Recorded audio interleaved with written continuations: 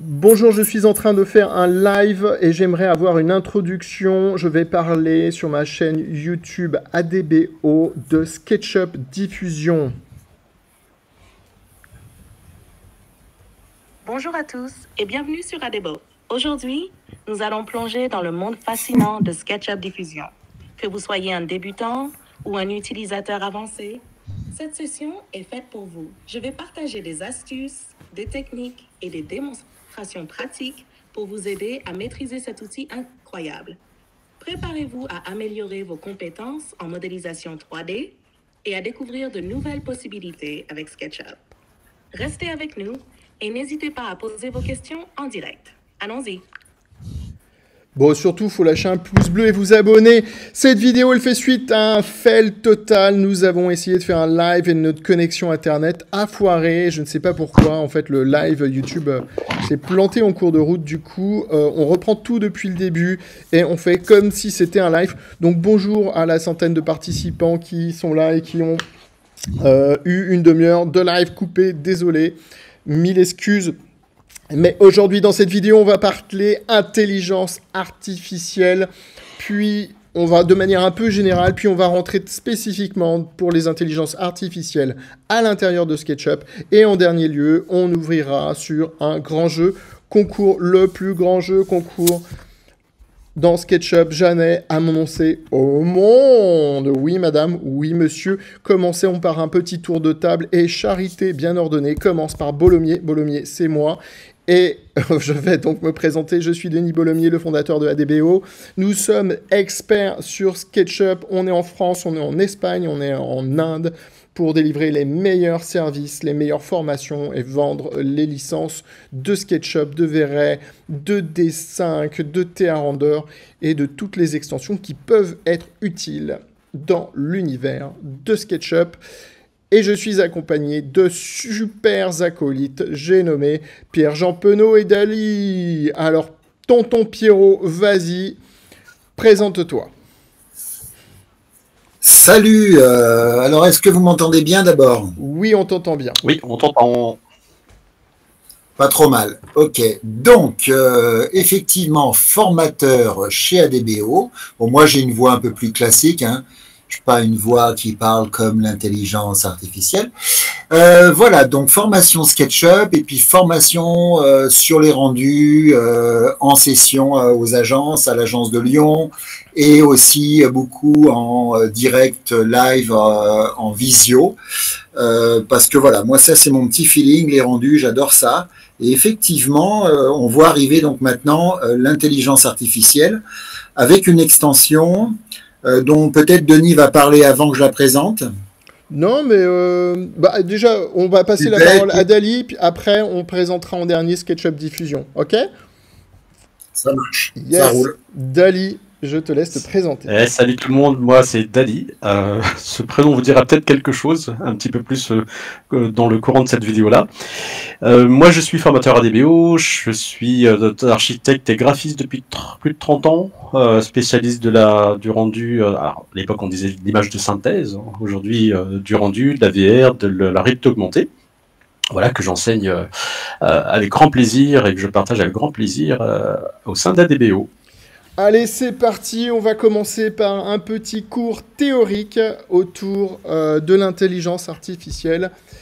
Et qu'est-ce que c'est cette révolution qui depuis maintenant 1 an et demi et 2 ans, nous envahit au quotidien? On connaît tous notamment ChatGPT, ce chat qui répond de manière intelligente.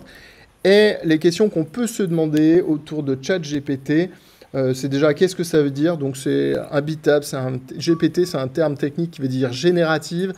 Pre-train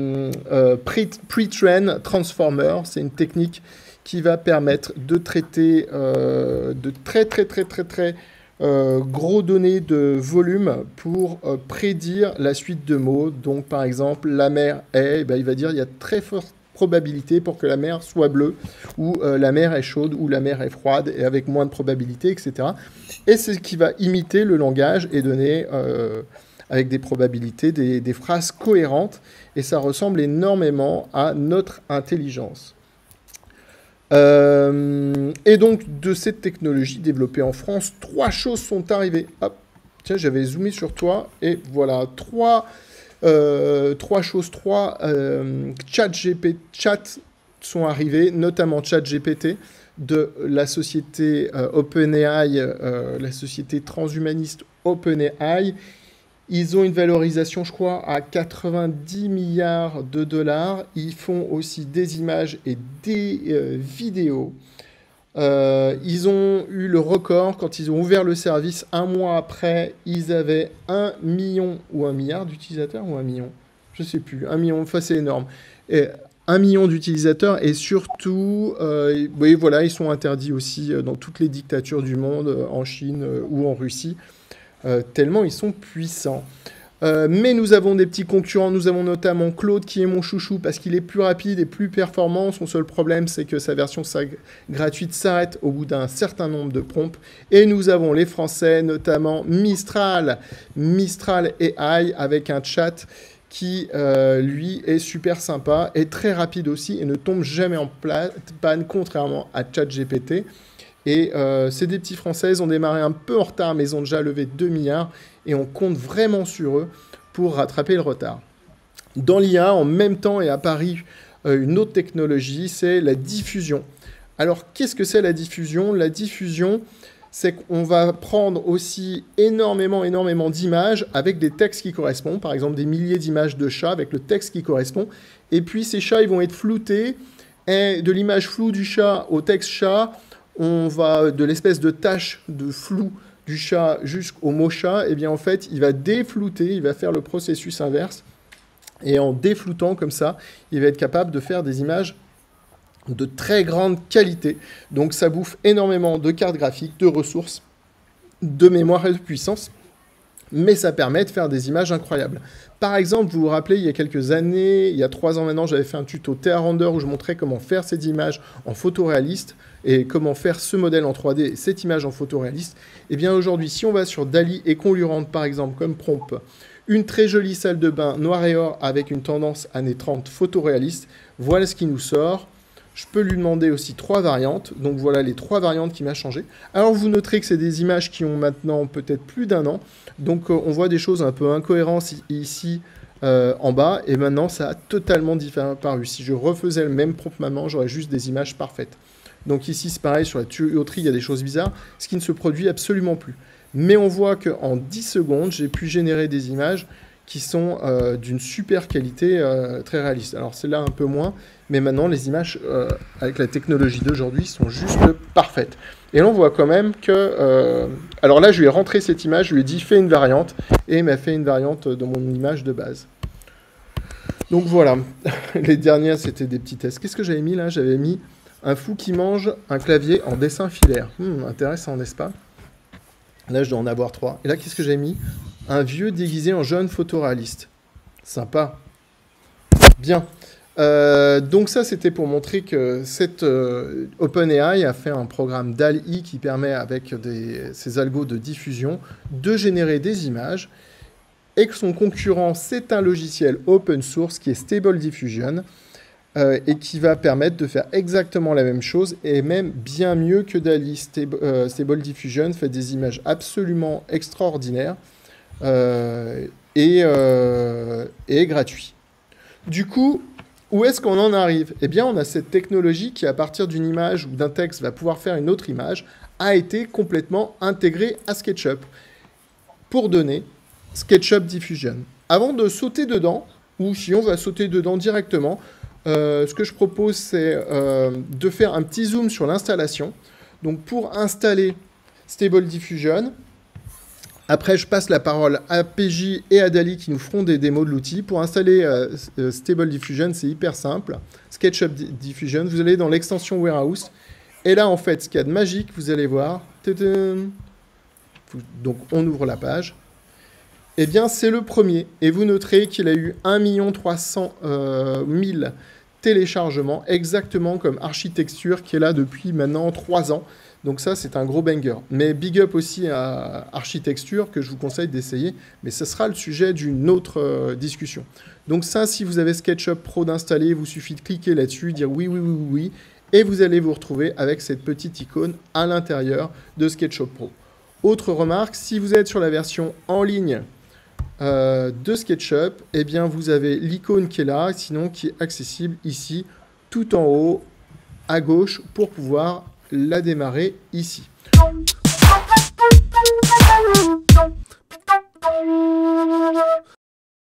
Ok, alors voilà donc la petite icône de SketchUp Diffusion qui est donc activée. Et à partir de là, j'ai ma scène qui va apparaître ici. Et je vais avoir la possibilité de choisir soit des prompts qui sont déjà établis. Si je prends par exemple extérieur photographie, si je prends intérieur photographie par rapport à ce que j'ai testé moi ici, j'ai un prompt qui est déjà rédigé tout en haut ici. Et c'est lui qui va permettre de générer cette image-là. Alors, c'est très simple à utiliser, on a le bouton générer ici, et à partir de là, la machine va se mettre en place, elle va analyser, elle va interpréter cette image. Oui, je dis interpréter parce qu'effectivement, quand on va voir le rendu, on va avoir une petite différence, même des fois une différence assez importante, tant au niveau des couleurs, des matières, de la géométrie aussi parfois. Donc un petit peu particulier, mais on souhaite aussi que ces choses, et on pense surtout que ces choses vont évoluer dans le bon sens. En termes d'images, on a des très très belles images. Alors j'ai fait avancer un petit peu les images plutôt que de les enregistrer, donc je vais les mettre à l'écran. Vous me dites si c'est tout bon, si on voit ça à l'écran. Ouais, c'est tout bon. C'est magnifique. Bon. Okay. Voilà. Alors, j'ai fait une petite série avec les différents prompts déjà établis. J'ai la possibilité aussi moi-même de rédiger un prompt avec des choses que j'aime bien. Moi, j'aime bien, je mets des fois ultra réalistique. Je mets souvent en anglais, je mets morning mood. J'aime bien un petit peu ces ambiances un petit peu du matin. C'est assez réaliste. En termes de rendu, on est tous d'accord que c'est beau par rapport à ce que peut faire un moteur de rendu plus classique. Par contre, il y a toujours une interprétation un petit peu particulière. Alors, Denis saurait sûrement plus dire pourquoi c'est pas aussi réaliste par rapport à fait SketchUp. Je vais en faire défiler quelques-unes. Voilà, donc ce qui était à l'extérieur a été modifié. La structure de mes lustres, elle est restée quand même assez réaliste, structure de mon lampadaire aussi. Par contre, au niveau du sol, au niveau du mur, ça part un petit peu en cacahuète. Alors, ouais, ce genre d'image-là, si on essaye de la faire avec un moteur de rendu, forcément, on va prendre plus de temps. Par contre, on aura quelque chose de beaucoup plus réaliste par rapport au projet. Alors, je continue de faire tourner un petit peu mes images. Les reflets sont toujours très jolis, les traitements de matière sont très jolis. Je sais qu'à l'heure d'aujourd'hui, on est limité en termes de résolution d'image par rapport à ce qu'on peut faire avec d'autres moteurs de rendu. Et puis là, d'un seul coup, il y a une interprétation différente par rapport à l'extérieur. Un petit peu particulier. Voilà. Alors, c'est beau en termes de rendu, il y a des beaux effets de brillance, les tapis sont très jolis, les plaids sont très jolis. Et puis là, d'un seul coup, mon mur a explosé. Et puis derrière, j'ai du sable. Voilà.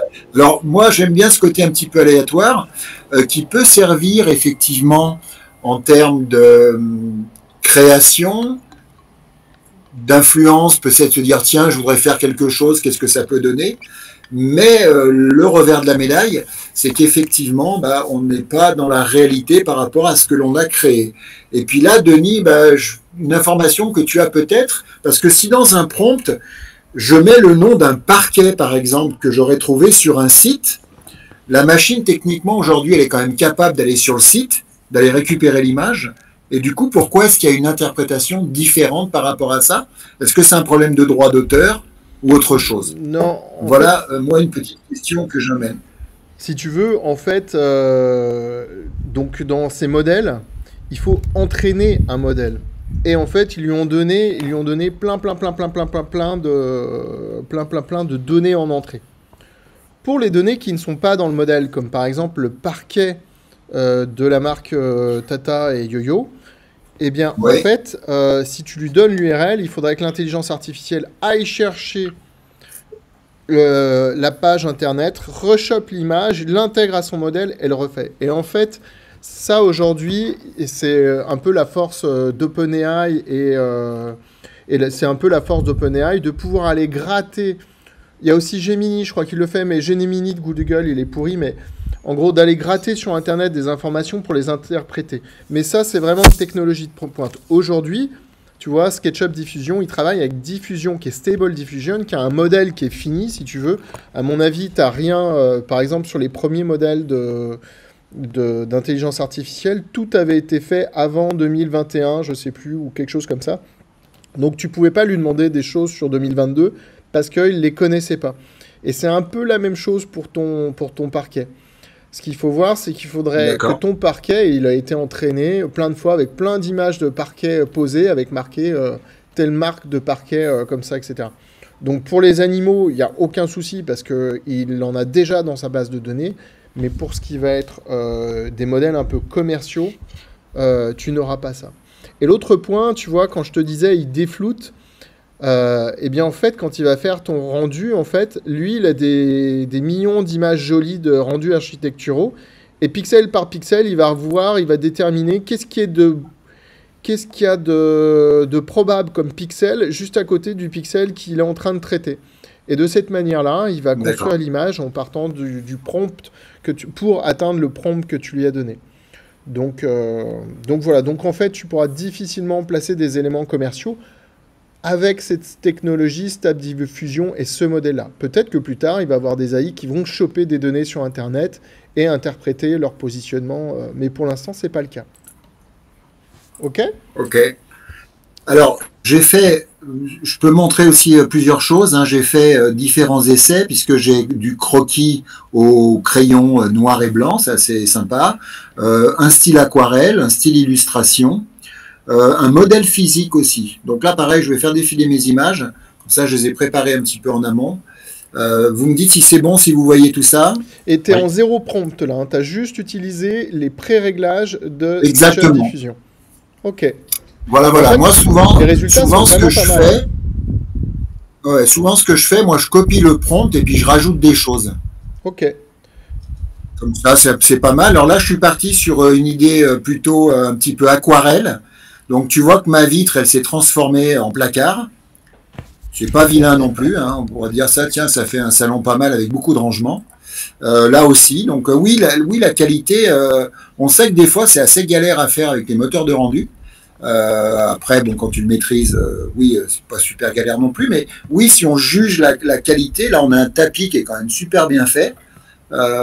Pareil, les plantes ressortent bien, c'est assez fidèle à la géométrie de l'ensemble. Après, effectivement, oui, pourquoi en mode aquarelle, la machine décide de zapper les fenêtres et de me mettre des panneaux comme des placards coulissants. Alors pourquoi pas. Là, j'ai fait un autre essai, un petit essai qu'on appelle modèle physique, transformer votre modèle en maquette d'architecture en bois. Alors ça, je trouve que c'est assez sympa. On voit un petit peu du retour sur la maquette, donc là, je trouve que ça fait une vue un petit peu comme ça, axonométrique, qui est assez sympa, avec des effets aussi de présentation sur ma structure.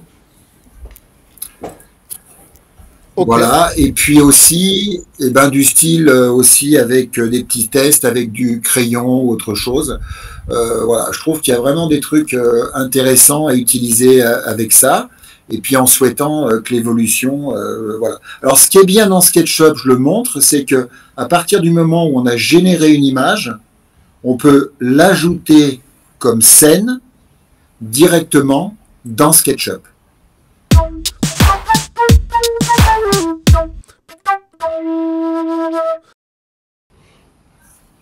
On est sur mon écran ? On est sur ton écran. On t'écoute. Ok, nickel. Alors pour prendre le relais de Pierre-Jean, je vais donc redémarrer moi de mon côté diffusion. J'ai pris une scène qui est ici, qui est la scène 4, sur un bâtiment qui a été modélisé précédemment par Denis. Je vais aller chercher un style. Je crois que c'est Sébastien, c'est pas moi. Je veux pas avoir de crédit. Pardon. Merci Sébastien. Et je vais rester sur. On va faire une scène d'extérieur. Donc, on va prendre le pré-réglage d'extérieur photoréaliste et ensuite je vais vous rajouter quelques petits mots de prompt pour voir justement l'influence qu'on peut en détacher. Idem, alors les paramètres qu'a exploré tout à l'heure Pierre-Jean, je les mets toujours à fond. J'aime bien la conformité, moi j'aime bien le photoréalisme. Et je vais générer. Alors, ça dure une dizaine de secondes. Alors juste un truc, donc le premier paramètre c'est le respect de la géométrie. Alors le Ouais. mot géométrie est un peu fallacieux parce qu'il ne respecte pas la 3D, il va respecter l'image projetée, donc l'image Ouais, 2D. c'est ça. Et Ça. influence de la consigne, c'est est-ce qu'il va tenir compte de la consigne dans le prompt, plus ou moins. Et ce que décrivait tout à l'heure Denis en étoile, tu pars d'un mot, tu vas vers d'autres mots, bah là il va réduire un petit peu le champ, justement l'angle de viser des mots qu'on pourra viser, les mots qui vont suivre. Voilà, je me mets au max. Et en 2-3 mouvements, j'ai déjà un résultat. Je vous montre ça en plein écran. Voilà ici. C'est lui qui a choisi le ciel. Il me fait 3 propositions. C'est lui qui a choisi les textures. C'est lui qui a pas vu le personnage. C'est lui qui rajoute de l'eau. Voilà. Après c'est à Barcelone. Et après, c'est à Barcelone. Voilà. Alors, je sais pas dans quelle mesure il va prendre le nom du fichier SKP et rajouter une pondération là-dessus. En revanche, concernant les mots qu'on peut rajouter, donc là, j'ai 3 propositions. Elles sont allez, globalement sur la soirée. Je vais taper ici. Alors, j'ai l'habitude de le taper en anglais, mais ça marche aussi en français. Sunset. L'avantage de l'anglais, c'est qu'on a des mots un peu plus synthétiques plutôt que des expressions. Et là, je vais par exemple faire Starry Night Sky with Full Moon. Ok. Donc Voilà. une nuit Et on lance. étoilée avec une pleine lune. Est-ce que tu Voilà. peux rajouter avec un loup qui hurle à la mort en haut d'une colline en ombre? On peut la tenter, mais c'est assez. Alors, comme je lui ai dit, de respecter la géométrie et l'influence de la consigne, enfin la géométrie d'abord, ce qu'il perçoit. À partir du moment où il va pas, à partir du moment où il va pas voir de loup, je Ouais, doute. il Déjà va que le avoir un loup. personnage, ouais, il va avoir doute. Et d'ailleurs, tu Voilà. vois un peu la pleine lune, là, il nous a fait un truc un peu... Un peu Van Gogh. Ouais, un peu, ouais, puis un peu Nightmare, moi, je trouve. Ouais. Mais après, justement, la vérité du rendu, c'est qu'il l'a pris pour un lampadaire, le personnage, dit donc. Le lampadaire, c'était elle. C'était moi le lampadaire. J'espère qu'il y a des gens qui ont à peu près notre âge qui nous écoutent Ça doit pour exister, comprendre d'où ça vient. la référence. Et voilà la référence. Et voilà, donc malgré justement la consigne, il y a certaines choses qui sont des objets en fait plus ou moins loin qui vont être occultés. Donc là, je vais Mais Howling, in distance, par exemple, ou in the background. Howling Wolf in distance.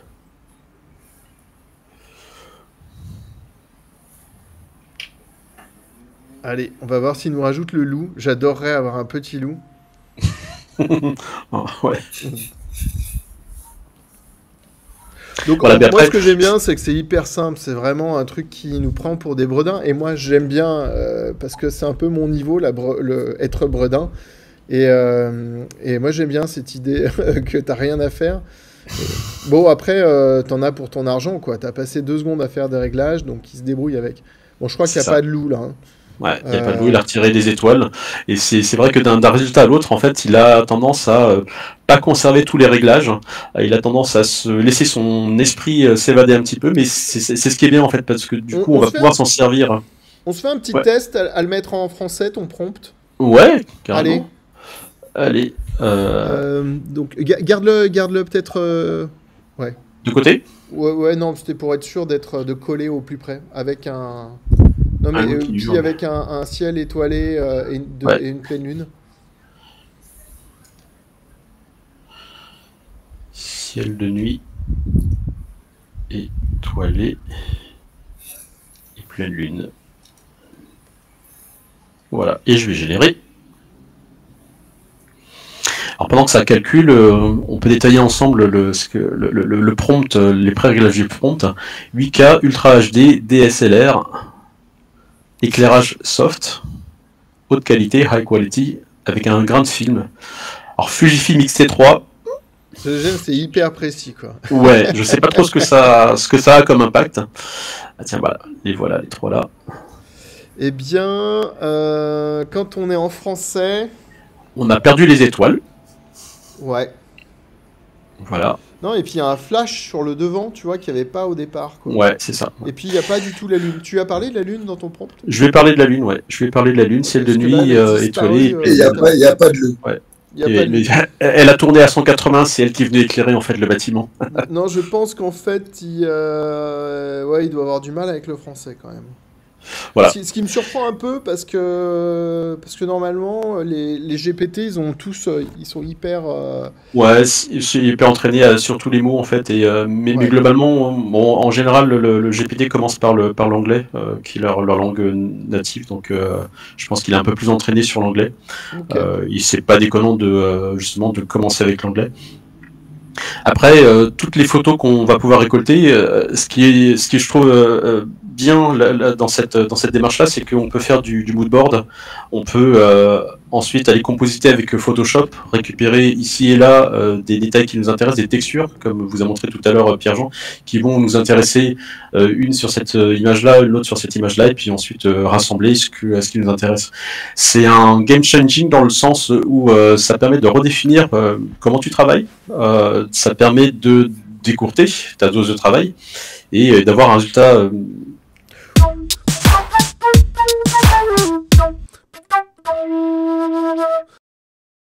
Yes. Oui. Oh. Ok, eh bien moi j'ai choisi un modèle que j'ai fait il y a très longtemps. C'était à l'époque de StarCraft. Et non, les jeunes, c'était pas League of Legends, c'était StarCraft. Et donc Oh, là. Je serais même allé plus loin. Moi, ça m'évoquait mais de manière assez lointaine, un personnage de Ghost in the Shell. Enfin, le tank, tu sais, le tank araignée. Ouais, tout à fait. C'est ça Ghost même. in the Shell. Attention, il y a un H à Ghost. Attention, hop, Ghost C'est GH. GHO. Ghost in the Shell. Et puis StarCraft. Allez, on est fou. Moi, je mets aucun style. Hein. Aucun style n'est obligatoire. Et on va voir ce qu'il nous donne. À mon avis, il va partir en live. C'est le cas de le dire. Notre live est parti en live.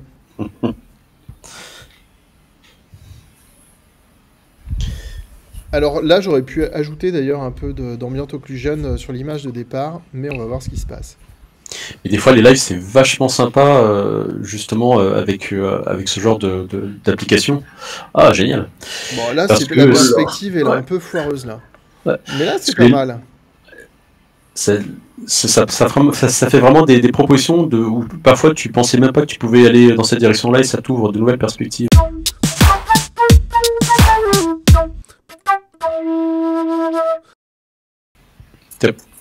Là, Et je crois que go. Et justement, c'est ça qui est bien avec des applications comme Diffusion, c'est que ça t'emmène à des endroits où tu pensais pas que tu pouvais, tu pensais pas spontanément en fait, que tu pouvais aller là.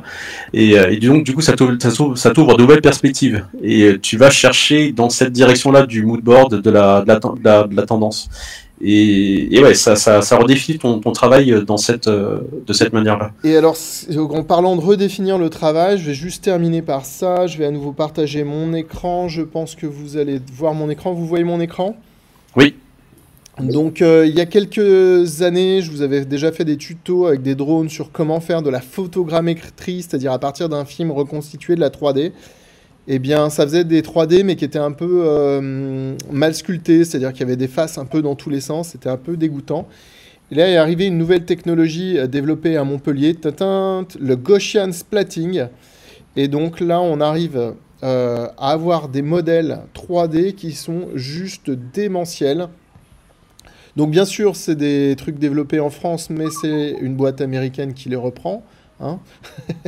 Et là, regardez l'environnement qui a été scanné. Enfin, c'est juste fou, quoi. La définition, la profondeur. Les cailloux. Et là, j'étais le gravier, les cailloux. Tout le scan est juste dingo. Là, on voit d'ailleurs tous les points qui apparaissent au fur et à mesure. Et là, par exemple, donc ça, c'est pareil, c'était fait au drone. Mais regardez pour l'environnement, quoi, c'est juste incroyable. C'est incroyable. Regardez les décors aussi. Et donc ça, en fait... Comment ça s'appelle, ça ça, c'est Luma Labs. AI. Et la techno, c'est Gaussian Splatting. Donc, c'est la première boîte qui s'est lancée sur le Gaussian Splatting. Je pense qu'il va en avoir plein d'autres. Parce qu'en fait, c'est voilà, c'est une techno. Donc, maintenant que tout le monde l'a, on va pouvoir l'exploiter. Et en fait, ce qui se passe, c'est que comment c'est fait? C'est qu'en fait, à l'aide de la vidéo, par exemple, le drone, il est passé là, il est passé là. Ils ont vu ce qui bougeait et du coup, ils sont capables de dire entre cette position et cette position, j'ai vu ça, donc je vais calculer toutes les images qu'il y a entre les deux. Donc quelque part, en fait, quelle serait l'image si j'étais positionné là? Quelle serait l'image si j'étais positionné là? Donc en fait, c'est tout l'intelligence artificielle qui a calculé la position les images qui seraient là-dedans. Donc quelque part, il n'y a pas de 3D. Quelque part, il n'y a pas de 3D. Mais en fait, ce qui est génial, c'est qu'il y a des mecs qui ont dit « Putain, c'est con parce qu'il n'y a pas de 3D, donc on va pas pouvoir extruder, on va pas pouvoir modifier. » Et donc, en fait, ils se servent de ça pour refaire de la photogrammétrie derrière là-dessus. Et du coup, ils arrivent à sortir des modèles 3D. Et c'est là où on arrive dans le délire le plus total. On arrive sur LumaAI.genie. Et c'est vraiment l'avenir de la modélisation. Là, on va mettre, par exemple... canapé double place, un canapé double place en velours, je mets n'importe quoi, canapé double place, ouais, bon, allez, ouais, mais tu connais mon orthographe. Et ce qu'il y a de bien, c'est que l'intelligence artificielle, elle comprend tout ça. Ouais. Et là, vous vous dites, waouh, vous avez vu le canapé qu'il m'a fait, donc là, il me fait 4 propositions exactement comme SketchUp Diffusion. Il y a 2 places. Je clique là-dessus. Celui-là, je lui dis... Ah là, il me dit, attention, il est en train de faire le modèle 3D, donc je vais attendre le modèle 3D. Et comme vous l'avez deviné, ce qui est fou va arriver. Dans SketchUp 2024, on a eu la chance de pouvoir être compatible au GLTF. Je télécharge mon GLTF. Donc là, il fait un nettoyage de mèche pour pas que le fichier soit trop lourd. Je peux choisir la manière dont j'allège le modèle. L'eau, ça veut dire que ça sera des grosses mailles, il sera un peu dégueulasse. Ice, ça sera des mailles très fines. Et puis là, il est en train de créer les mèches. On attend. Il va télécharger le modèle. Et oulala, je vais l'avoir dans SketchUp. Et donc là, on comprend tout de suite le délire, j'imagine. Tu l'as en quel format? Eh bien, le format d'importation GLB, GLTF. Donc là, je vais dans Fichier Importer. Je vais aller dans Mes téléchargements. Je choisis le fichier GLB. Je clique sur Importer. Alors, par contre, là, j'étais sur un modèle. Je ne sais pas du tout la taille de mon truc. Ah, mon canapé est petit. Oh, il s'est fait écraser. Mon canapé s'est fait Mamma mia. Mais là, vous voyez, le canapé, il est quand même propre. Ouais. Ouais, super. Alors, bien sûr, les pieds, bien sûr ci, bien sûr ça, bien sûr machin. Mais là, vous voyez quand même le changement en termes de modélisation. Si on demande clair, à quelqu'un de modéliser ça, il en a pour du temps, quoi. Ouais, là, il a ça pour une maquette immobilière. Là, il a juste à reprendre les pieds et puis bingo. Maintenant, on parlait du maillage. On va dans géométrie cachée. Regardez, le maillage est quand même assez propre, quoi. C'est pas un maillage dégueulasse. Donc là, on va pouvoir positionner des textures, on va pouvoir faire ce qu'on veut. Et ça, c'est super. Et donc ça, c'est un peu le rêve de demain. C'est que dans SketchUp, on puisse lui dire modélise-moi ça et boum, et qu'on n'ait plus qu'un outil. Et Lunalabs, comment ça fonctionne, Denis? Abonnement? Bien. Si tu as d'autres questions, n'hésite pas. Écoute, pour l'instant, c'est gratos, j'ai pas regardé. Je vais aller voir. Donc, il y a dans LumaAI, tu en as 2. Je vais essayer de payer, on va voir ça en direct. Donc, non. Je crois que c'est gratuit. Pour l'instant, non, il faudra regarder un peu. Je suis pas très au courant. Moi, j'ai trouvé ça, j'étais content, je vous le propose, mais j'ai pas vu. Super. Et voilà, donc cette vidéo touche à sa fin. C'est une vidéo de rattrapage de notre live. On est hyper désolé de pas avoir pu échanger avec vous. C'est vraiment super dommage, mais ce n'est que partie remise. On tirera des conséquences de nos échecs techniques et on fera tout pour que ça se passe mieux la prochaine fois.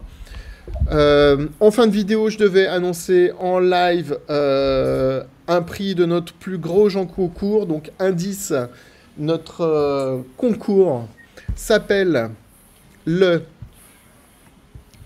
Vegas 3D Challenge. Et je pense qu'on va faire une vidéo du coup séparée pour annoncer les conditions et le lot exceptionnel de ce grand concours. On la publiera demain.